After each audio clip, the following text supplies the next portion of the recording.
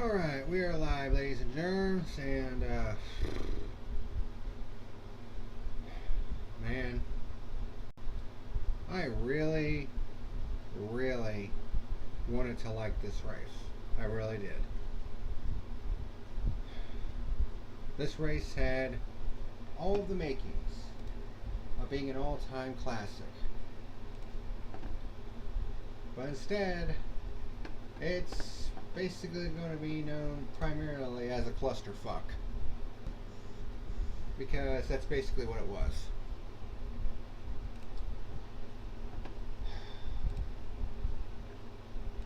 And never before, in the entire time that I have watched NASCAR racing, have I seen a field full of a bunch of fucking big, fat, wet pussies.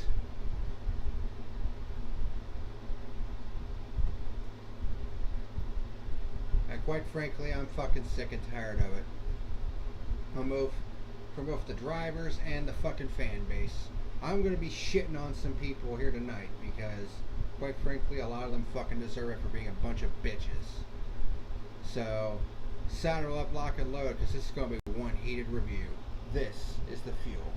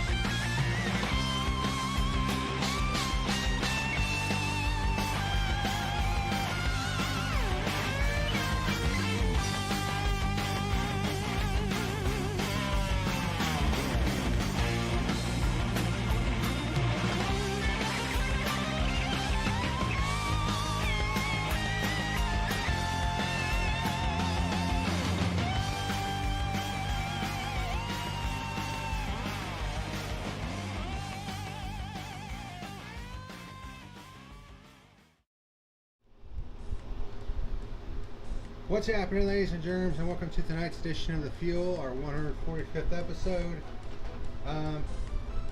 Where tonight we're going to be reviewing one of the biggest missed opportunities in recent memory for the Cup Series. Cat, get out of the way. Which is the 2022 Quaker State 400 at the Atlanta Motor Speedway, the Atlanta Super Speedway, the Atlanta Motor Super Speedway, or whatever the fuck you want to call it. I don't really give a shit at this point.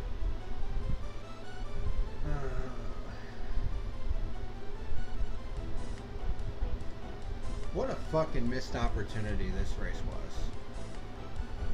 You might be saying, well, what are you talking about? I mean, we saw a lot of lead changes, a lot of pure lead changes, some great racing. I mean, what's there to complain about?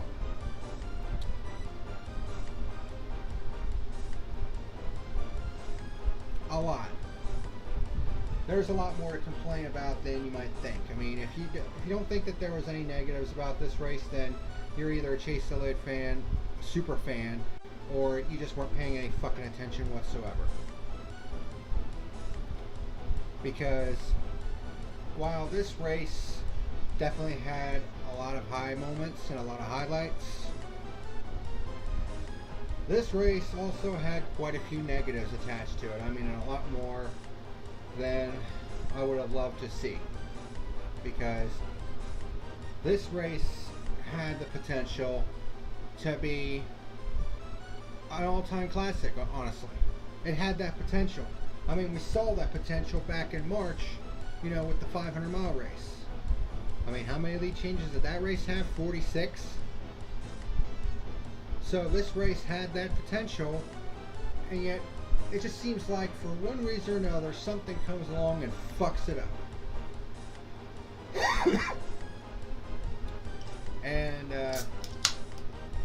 there were quite a few things that were shit-tastic about this race. Dubaja Gold. Pineapple flavored. It's actually not bad. Not my favorite, but, you know, whatever. But anyways. Well, this race definitely had a lot of lead changes and some good racing. It was also a giant clusterfuck because there were, once again, way too many caution flags. You know, well, it's a super speedway race. I'm going, fuck. We've had super speedway races in the past go caution free. It's a shit argument to make. I don't give a fuck if it's a super speedway race or not. Too many cautions is too many cautions. That's first off. Second off, some of the drivers that are in this field are nothing but a bunch of prima donna bitch-made fucks. I mean, honestly. I mean, it just seems like drivers nowadays just bitch and moan about the slightest little fucking thing. Like, for instance, Eric Almirola, he wasn't even involved in a crash that happened, I think it was during stage 2, where there was a incident that Ross Chastain was involved in. From certain camera angles, it looked like he nudged Truex, which caused him to get loose, but then there were a couple of camera angles where it looked like Truex got loose on his own before Chastain even got there. Then you had guys like Austin Dillon saying, oh, we were just another victim of Ross Chastain. You know, it's like, do you even look at the fucking replay before you talk out of your ass? And Eric Almirola, who wasn't even involved in the fucking crash, was like, you know, the guy's an idiot. He better hope he doesn't run into me at a Food Lion. You know, it's like, first of all, the fuck are you even talking about? You know, hope he doesn't run into you at a Food Lion? Like, are you fucking serious? And second of all, why are you getting so up in arms over something that you weren't even involved in, you stupid fuck?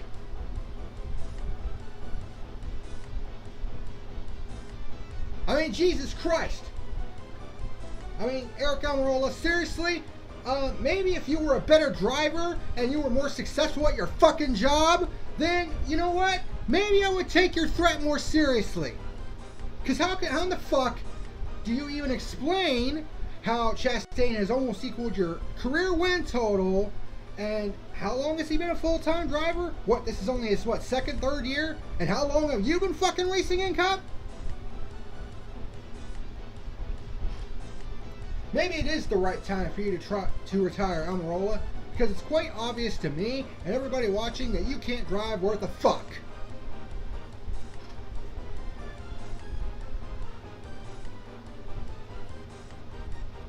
And talking a bunch of fucking bullshit over an incident that you weren't even involved in. So why the fuck does that have anything to do with you?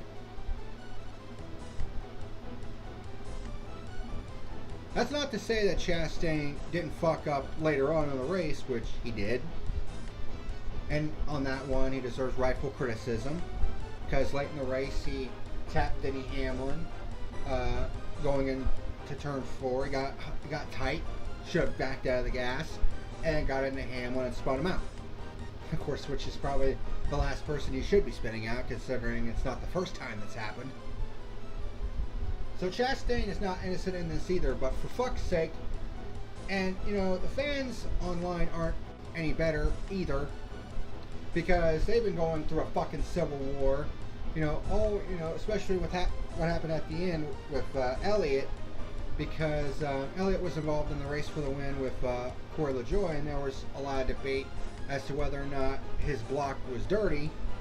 And you have supporters and detractors just going at each other like a fucking civil war, and it's like, this is why I can't get behind this fucking fan base, because, I mean, some of the dumb shit that I see on social media from both sides of the street, it just makes me want to rip my fucking eyeballs out. And they honestly wonder why other sports fans shit on him from God's height. Because some of these people are quite literally fucking morons. Like, especially with the incidents, the first incident involving Ross Chastain, where it actually looked like Truex got loose before Chastain got to him. But people are always wanting to blame Chastain because that's the cool thing to do, and he's aggressive, and all this other fucking bullshit that people want to, get all up in arms about and all this other fucking shit. But they don't want to take 2 seconds to logically think things through and actually say, let's take a look at the camera at the replay and see if that's what actually happened, or if it was just a case of bump drafting gone bad, when in actuality, from one camera angle, it looked like Truex got loose before Chastain even touched him. Which, I mean, really shouldn't be that much of a fucking surprise, considering that in the Xfinity race and in this race early on, these cars were loose as a fucking goose. Like, they didn't need cars around them for the back end to be sliding all over the place and all the other shit. Did you see Kyle Larson's car? I mean, that back end, that tail was wagging all over the place. Yet some people don't want to rub 2 fucking brain cells together because they don't have the fucking brain power to do so. Because they literally just want to sit there, drink, eat shit, and be strange and not want to logically think at all, or even critically think. Because they're too fucking stupid to do so.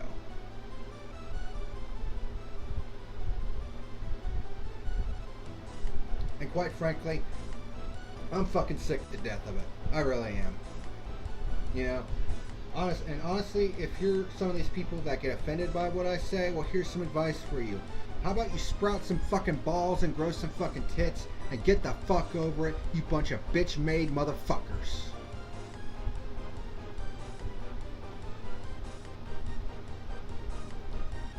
And that includes a lot of the drivers as well, because quite frankly, I'm sick of this fucking pussified image that NASCAR seemingly has become. I can't fucking stand it. NASCAR drivers, and honestly a lot of fans nowadays, have become nothing but a bunch of fucking pussies. And honestly makes me fucking sick.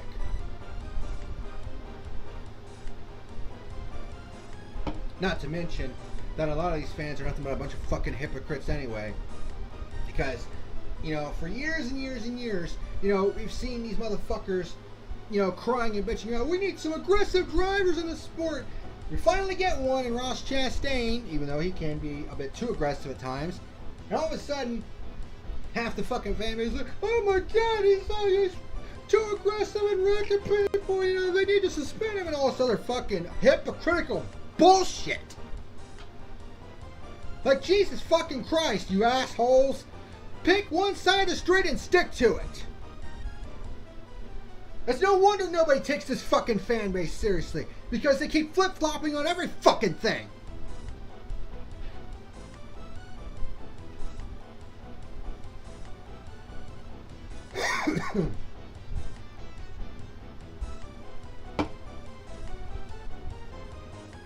It's honestly some of the dumbest shit I've seen in years.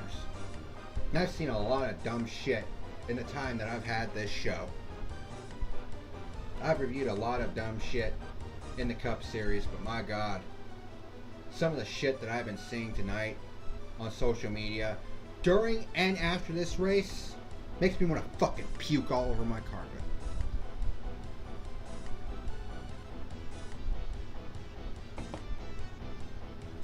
I even put out a tweet during the race that said, hey drivers, I got a bit of advice for you. Stop with the Prima Donna bullshit and fucking drive, because that's what you're fucking paid to do, right? Why don't you grow some fucking thicker skin, fucking bitch-made motherfuckers?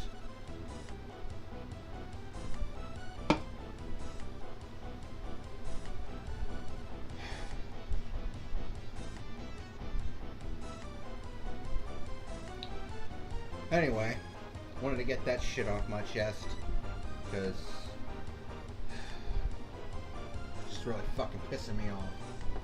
Like, this fan base just fucking sucks, dude. It's literally the worst fan base in all of sports, and there are a lot of shitty fan bases. My god, the NASCAR fan base takes the fucking cake with how fucking stupid they are collectively as a whole.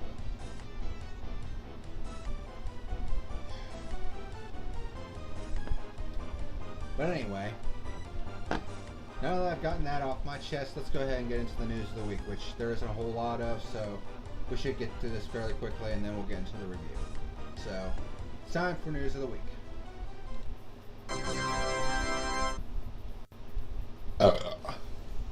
So, of course, we always start out on news of the week with viewership of the previous race, and some troubling numbers, to say the least. Because Road America pulled less than 2 million viewers on the USA Network. And I say that it's kind of concerning, because FS1 was pulling higher numbers than that, and they're the alternate channel. And the stupid thing is, 9 of the next 11 races for the Cup Series are on the USA Network. And my question is, why? I mean, why are we putting it on the USA Network when you know damn well that you're going to get the large majority of your fans watching it on NBC, on the main network?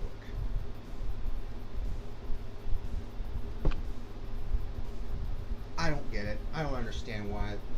I mean, I'm not a network executive, so I have no earthly idea what the reasoning could be. But to me, it just seems like a dumb thing. You know, when the logical move would be to put it on your main network, where you're going to get more viewership. I don't know. Just seems kind of dumb to me, but, you know, it is what it is. Next up, Noah Gragson. He was penalized 30 points and fined $35,000 for intentionally wrecking Sage Karam during the Xfinity race at Road America last week. So basically what happened was Sage Karam was kind of roughing Gragson up a little bit. I mean, not too much. And Gragson kind of lost his shit coming off of turn 3. He basically turned right and hooked Sage Karam and caused a massive pile up, including a hard hit for Brandon Brown.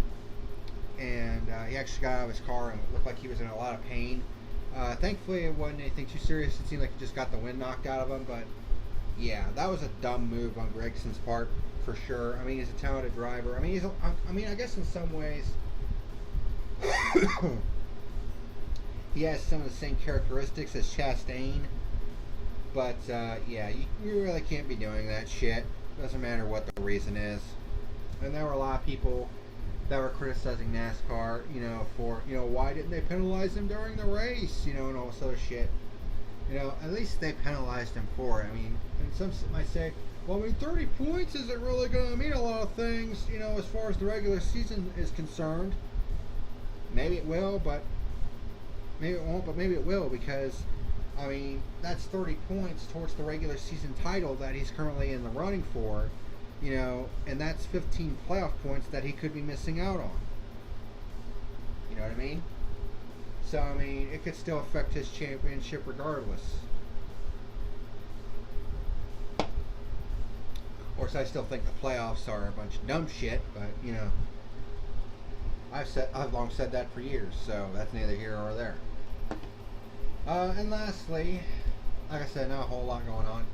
The city of Chicago has endorsed a NASCAR race beginning in 2023. But what exactly does that mean? Let me look this up real quick on Twitter webs. So this is on The Athletic on their website. So it says, City of Chicago endorses NASCAR race for 3-year stretch beginning in 2023. NASCAR's dream of holding a race on the streets of Chicago appears poised to become a reality.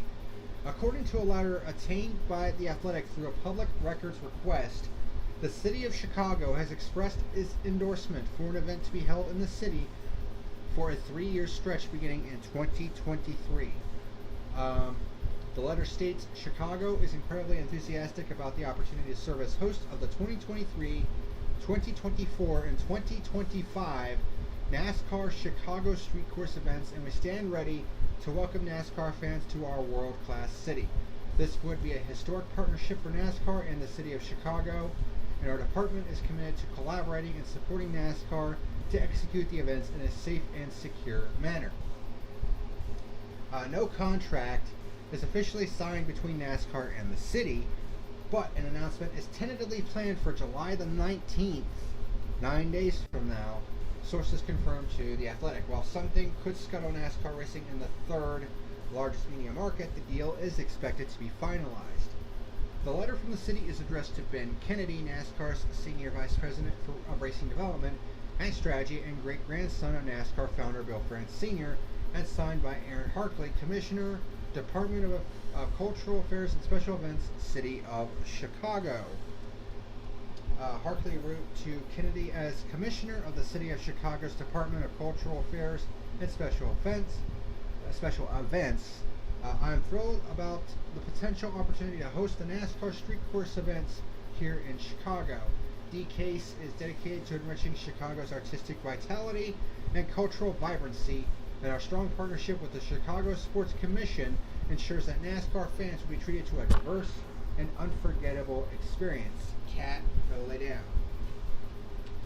NASCAR holding a race on a temporary street course in downtown Chicago is in line with Kennedy's initiative to transform the Cup Series schedule by adding big events in major markets, races that generate increased fan interest, and removing redundancies such as some tracks hosting multiple races, like Atlanta, for instance. Because I saw tonight that attendance for this race, for this Atlanta race, was not very good. Recent changes to the schedule include an exhibition inside the Los Angeles Memorial Coliseum, which they are going back to next year, a dirt race at Bristol Motor Speedway, plus races added at Nashville Superspeedway, Circuit of the Americas in Austin, Texas, Worldwide Technology Raceway outside St. Louis, and Road America in northern Wisconsin.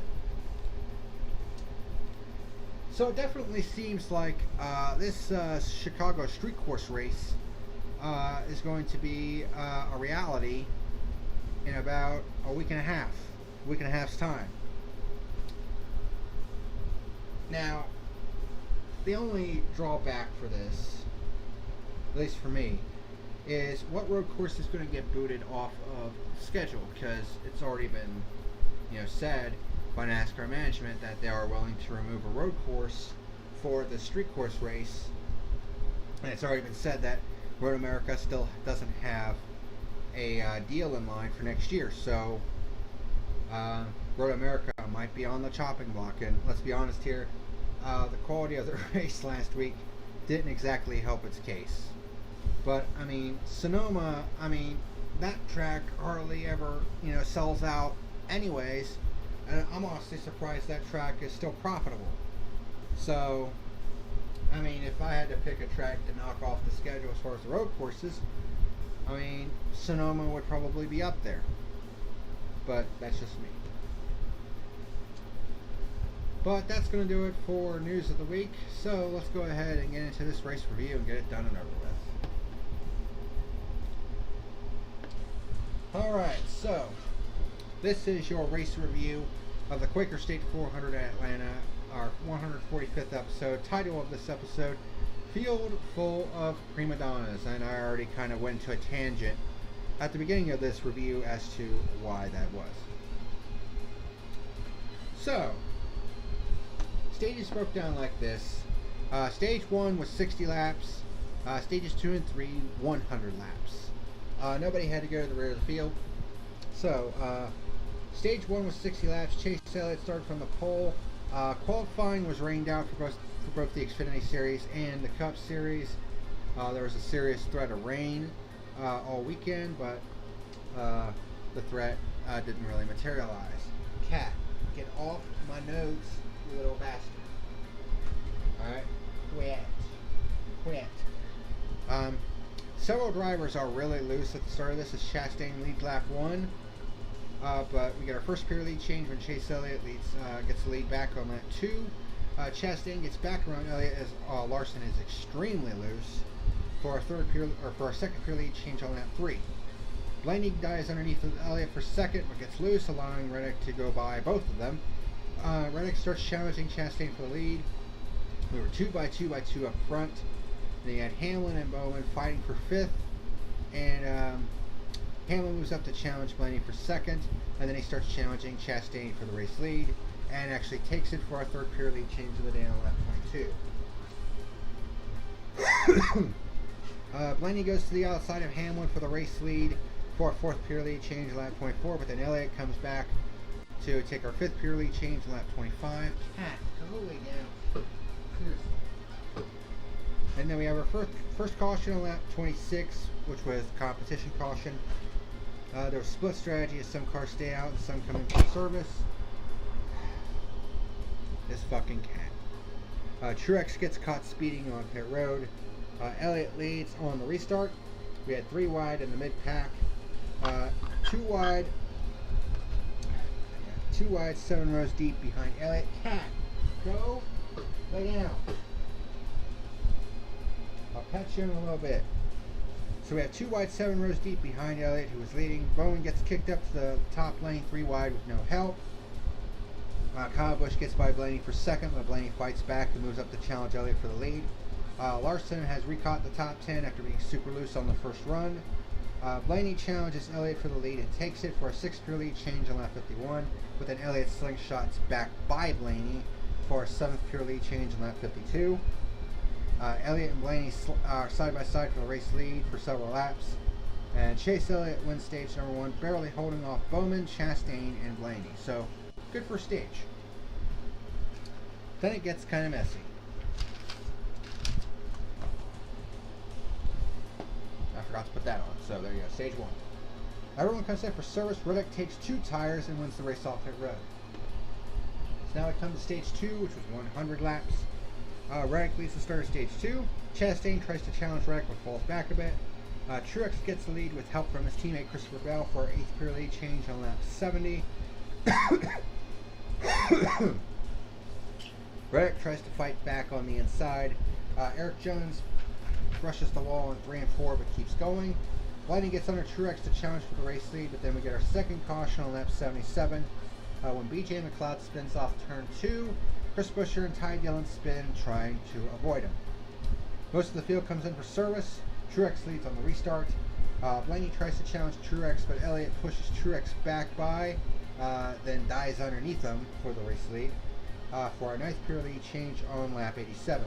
Reddick now comes up the inside to challenge Elliott for the lead, but can't get there. Then we have our third caution on lap 91, and this is the deal that I was ranting about earlier. Truex spins in turn 2. At first it looked like Chastain nudged him from behind in case of bump drafting gone bad, but a second camera angle kind of showed that Truex may have gotten loose before Chastain got there. Austin Dillon went hard into the turn 2 wall. I mean, the angle of that was vicious, but he was fine. Larson spins into the wall. Logano spins, which collected Kyle Busch. Michael McDowell spun as well. Bell also had some minor damage. So that was the first big one.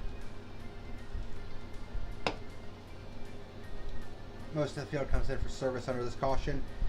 Harrison Burton stays out and leads on the restart. But Stenhouse gets the lead on the restart, but then Harrison Burton gets back by for our 10th pure lead change on lap 101. Todd Gilliland moves up to second behind Burton. Then William Byron, the winner from the spring race, moves up on the inside to challenge Burton for the race lead and takes it for our 11th pure lead change on lap 106. Then we get our 4th caution on lap 107 when Chris Buescher blows a right front tire in turn 4. Byron leads on the restart. Blaney gets by Kurt Busch for 4th. We have 2 wide from 5th on back. The top 4 of Byron, Stenhouse, Riddick, and Blaney try to pull away. Then they get to racing amongst themselves. Stenhouse gets stuck in the sucker hole and goes backwards. Elliott tries to make a run up the inside. The choo-choo train forms at the front of the field. But then we get our 5th caution on lap 137 when Chase Briscoe spins off turn 2 after losing a right rear tire, which basically comes completely apart and tears up the right rear quarter panel. Most of the field comes in for service, and Byron leads on the restart. Kurt Busch makes a run around the outside and dives underneath the Reddick for second, but Reddick comes back around the outside and gets by Byron for the race lead for a 12th pure lead change on lap 147. And of course this was a point where Almirola was bitching about Chastain even though he was not in the crash. I already ranted about that earlier. Elliott dive bombs under Reddick for the race lead for a 13th pure lead change in lap 154. Byron gets drop kicked out of the top 10. Kurt Busch gets shoved aside by Keselowski, who moves up to third. Then we get our 6th caution on lap 159 when Alex Bowman gets loose and smacks the wall in turn 4 while trying to run the very top. And actually, the right rear tire ended up blowing out right there at the end of the stage. So Chase Elliott wins stage 2 under caution. Very messy second stage. We had 5 cautions in stage 2. Everyone comes in for service. Several cars take just fuel, and Keselowski is penalized for equipment interference. So he has to go to the back. So now we come to stage number 3, which is also 100 laps, making up 260 laps for the race.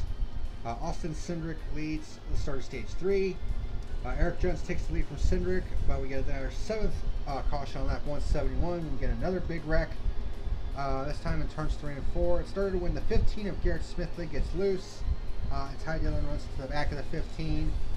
William Byron, Reddick, Bubba Wallace, Todd Gilliland, Keselowski, Larson, and Landon Castle are all involved in this wreck. And I guess the spotter of Garrett Smithley was calling Ty Dillon an idiot and saying, "Oh, that's all he does," when the 15 got loose by himself and there was nothing that Ty Dillon could have done. Again, people don't look at the fucking replays before they run their goddamn mouth. And at this point I even wrote down, getting a little bit sick of the prima donna bullshit from these drivers. Drivers, team members, you know, the whole fucking works. I'm just sick and tired of it. Jones leads on the restart. Chastain and Jones are side by side for the race lead. Corey LaJoie, who is a hero in this race, with a crazy move under Bell for third. Chastain gets the lead for a 14th pure lead change in lap 180. Bell gets back under LaJoie with the crossover. Let's not forget that LaJoie finished 5th in the spring race here, so he kind of knew how to run up at the front here. We have our 8th caution on lap 190 when Kyle Busch spins in turn 2 after probable contact with Cody Ware. Ware, while on the apron, spins back up the track and into the wall, and at first I thought, was he just being a dumb shit there? No, actually, as it turns out, he had a tire going down. So while trying to limp it back to the pit lane on the apron, the tire actually blew out, and that actually caused him to spin. So, not actually Cody Ware's fault in that case. He just had a tire going down, you know. What fault of that is his, you know. I mean, I know I rag on Cody Ware quite a bit for some of the dumb shit that he does, but in this case, I mean, what can you do about a flat tire? You know? So everyone comes in for service, right on the edge of the pit window. LaJoie, fuel only, wins the race off pit road, so he leads on the restart. Top 5 goes single file with LaJoie in front. Truex starts coming back towards the front, and Chastain dives under LaJoie for the lead, but can't make the pass. And this is when we get probably the best portion of this race. Certainly the most exciting part was when Elliott and LaJoie started trading the lead and doing crisscross moves and all this other shit. Elliott dives under LaJoie, takes the lead for a 15th pure lead change on lap 202. LaJoie then dives underneath of Elliott to take the lead back on lap 203. And then Elliott would do the same thing 2 laps later for a 17th pure lead change on lap 205. LaJoie and Elliott crossed under each other multiple times. That was a hell of a exchange right there. Truex goes by LaJoie for second. Then we have a choo-choo train forming at the front again, and then I wrote down fuel an issue, question mark, which was pretty much taken out of the equation with the next caution, which is our 9th on lap 237 when Christopher Bell got loose in turn 4 and somehow saves it in the grass, but then his crew fucks up. They actually swapped pit crews with some pit crew members with the 23 team, and evidently that curse has been transferred over to the 20 team. So I'm starting to think that maybe those pit crew members should not be in Cup. That sounds harsh, but I mean, when you've been fucking up as many times as you have this season, yeah. Because Bell loses the left rear tire on pit road, well, Now they changed the wording to where this may not necessarily be a 4-week suspension for crew chief, jackman, and tire changer because it was on pit road. So we're going to kind of have to wait until Tuesday, which is usually penalty day for NASCAR, to see if Christopher Bell is going to be losing his crew chief and 2 of his crew members.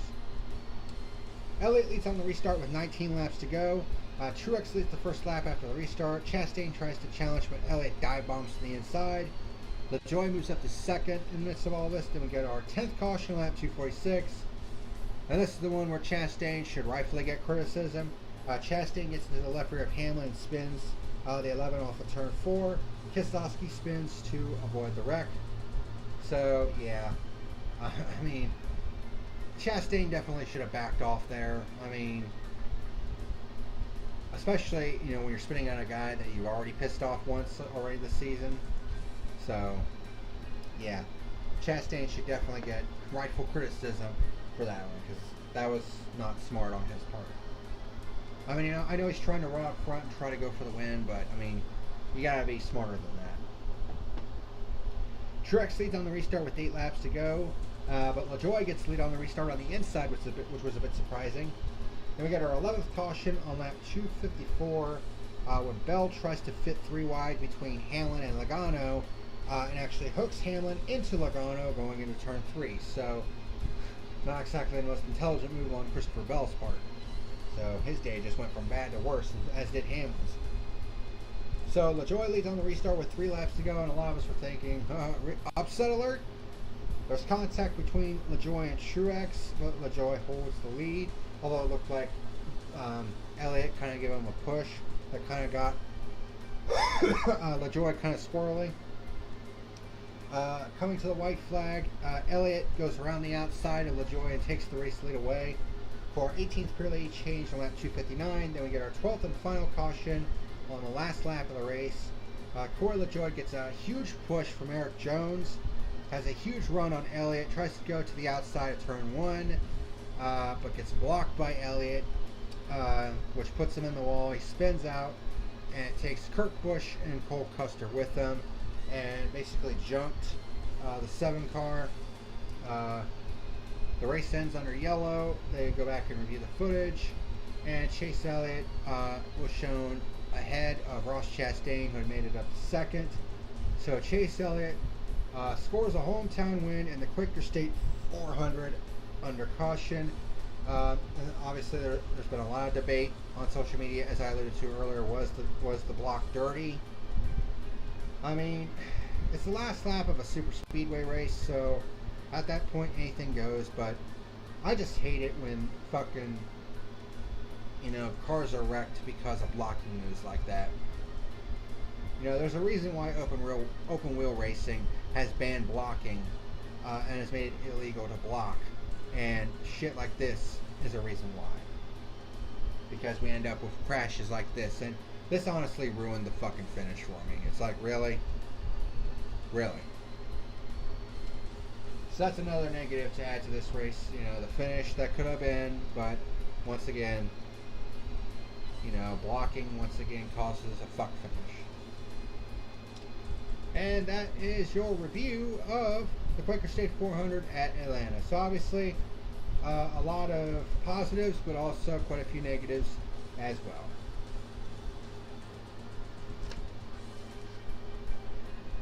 It really is a shame, because this race had the potential to be a true classic. And unfortunately, that's just not what we got.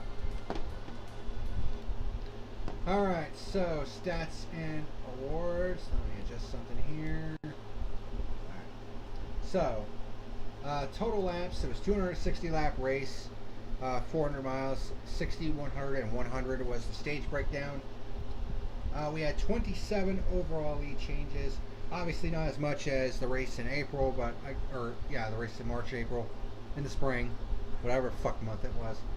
But, I mean, obviously it was 100 less miles for this race.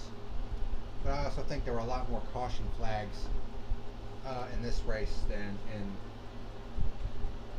the spring race. Let me double check that real quick just to be sure.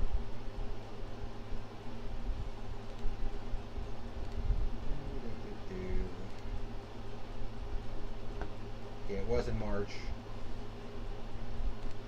How many cautions was in this race? 11 cautions, but it was for a 500-mile race, so this race had more cautions with 100 less miles than the spring race. Yeah. But, 27 overall lead changes, not bad. 18 of those were pure lead changes. So basically, like 75% of the overall lead changes were pure lead changes. So that's a pretty good ratio. Unfortunately, we also had 12 caution flags. And after last week's race, which didn't see a caution flag, I don't count the stage breaks as caution flags. 12 is quite the downgrade from last week, I'm not going to lie. So that kind of sucks.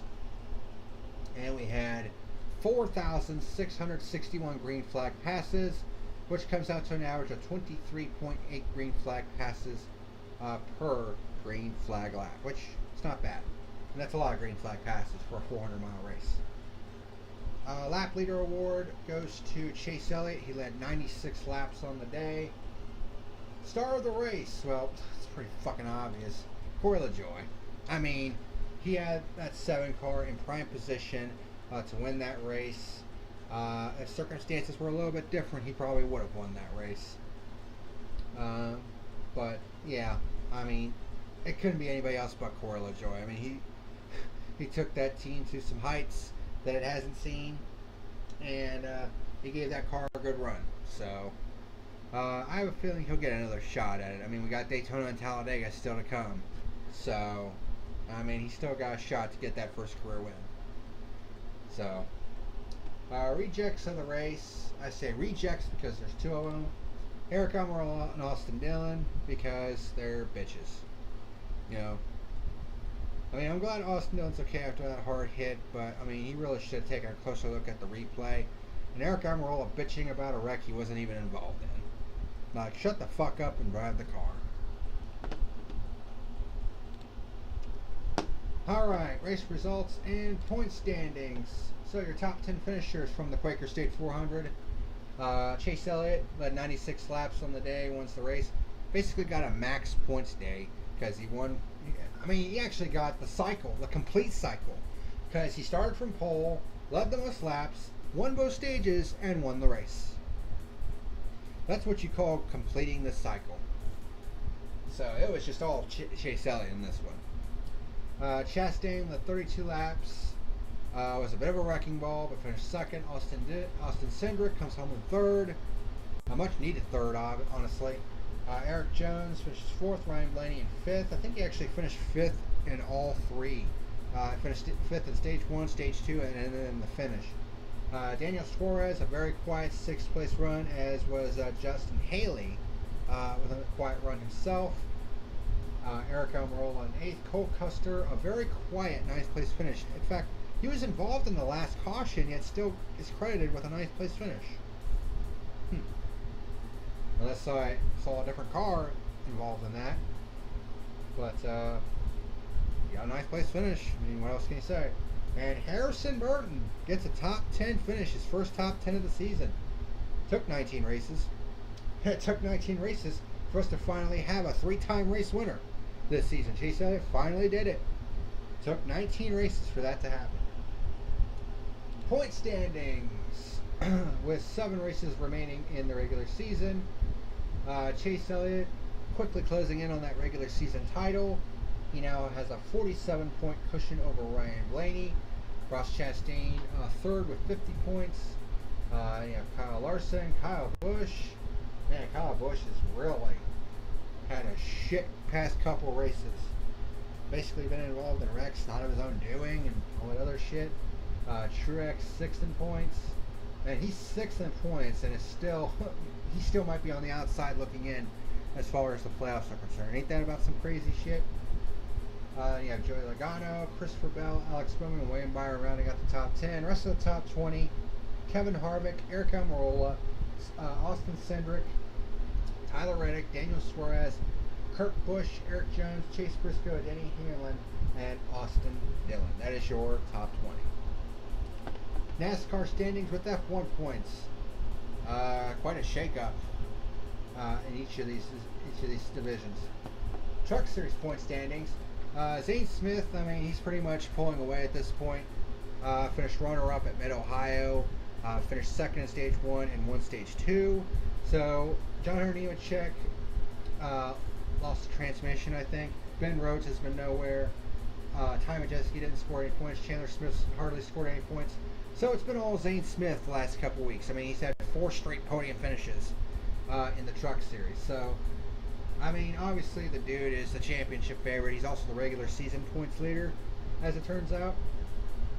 And he's the points leader here in the F1 standings. So, he has a 50-point edge over John Hunter Nemechek. Ben Rhodes has gone completely cold. Chandler Smith, Ty Majeski, Christian Eckes, Stuart Friesen, and Carson Hocevar. And then a couple guys who have won races this year who are part-time in Ryan Preece and Corey Heim. And then there you see the rest of the top 20. Xfinity points. Noah Gragson actually got a 30-point penalty. I referenced that. Which is basically half the total points that you can earn in a race. So, translating that to the maximum number of F1 points that he can earn, he basically got a 21-point penalty. So, he lost quite a bit of ground in the F1 standings as well. Ty Gibbs, Justin Allgaier. Basically, the top guys didn't really score a whole bunch of points. Allgaier, Josh Berry was the one who basically scored the most. He actually ended up runner-up in the race. Man, look at that top 5. Austin Hill actually ended up winning the Xfinity race, so he's trying to get himself into contention. But look at that top 5.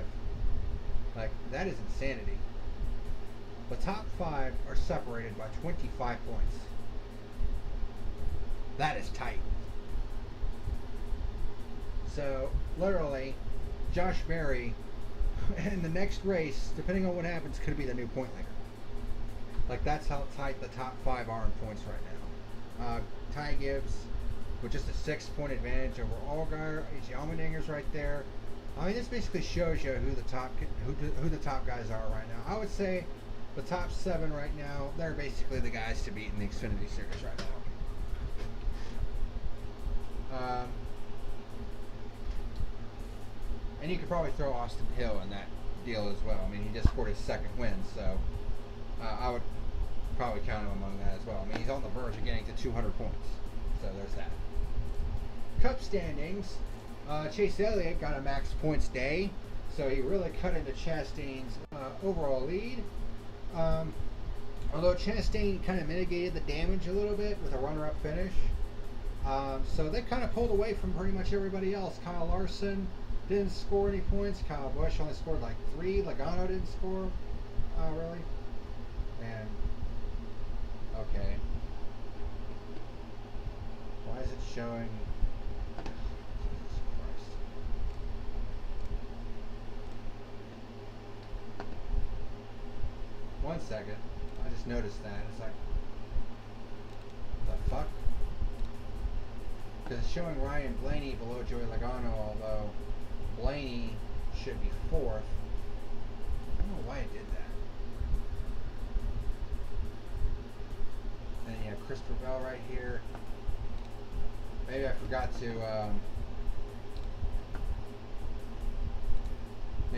to re-rack it afterwards. Whoopsie. Technical difficulties. I was hoping to get through one of these fucking reviews without having one. It just seems like we have at least one every single fucking week. But, you know.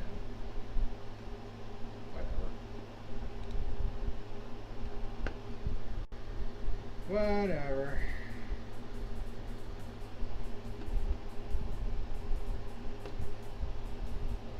Alright, so give me a second. Yeah. I probably forgot to re-rack it. So let's go ahead and do that. There we go. That's how it should be. Alright, let's fix this.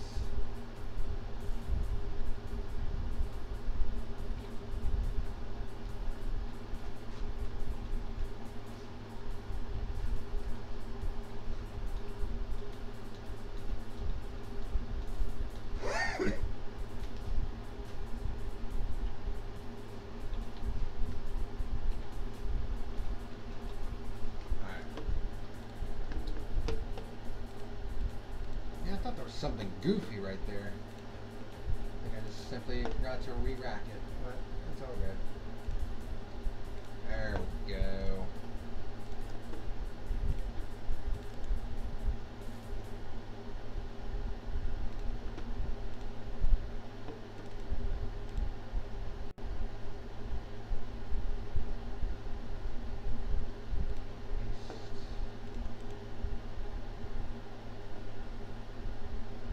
Get rid of this one.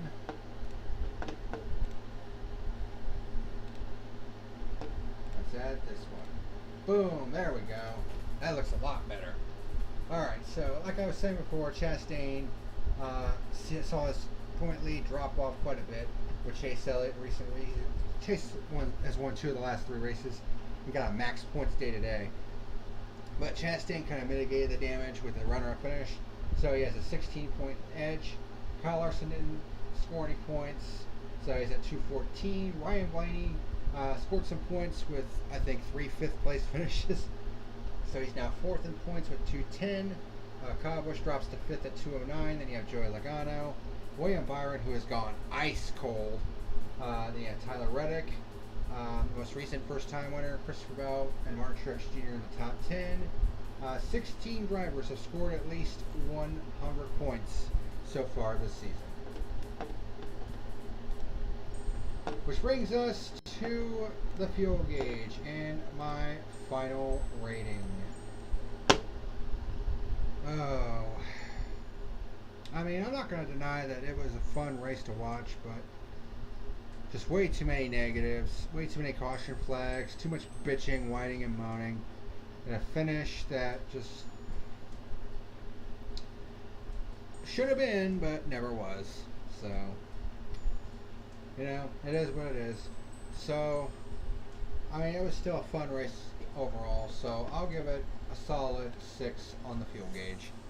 Like I said, it was fine for what it was. Definitely could have been a lot better. Could have really used a lot less caution flags and a lot less bitching. And if it would have got a good finish, then this rating would have been a lot higher, honestly. So, there you go. So next week, the Cup Series heads to New Hampshire for race number 20 of the 2022 season. So, we're well and truly into the second half of this season and fast approaching the playoffs at this point. So, who's going to be left out? Will we actually get to 16 different winners? The way this season has gone, we just might, but who the fuck knows? But the season of parity continues next week at New Hampshire. But that's going to do it for tonight's edition of The Fuel. Thank you very much for watching. I know I got a little bit heated at the beginning of this review, but rightfully so, because I'm just sick and tired of all the stupid bullshit from the drivers and the fans alike. I'm just fucking done with it. But thank you very much for watching, and until next time, this is the Packer Man signing out. See you later.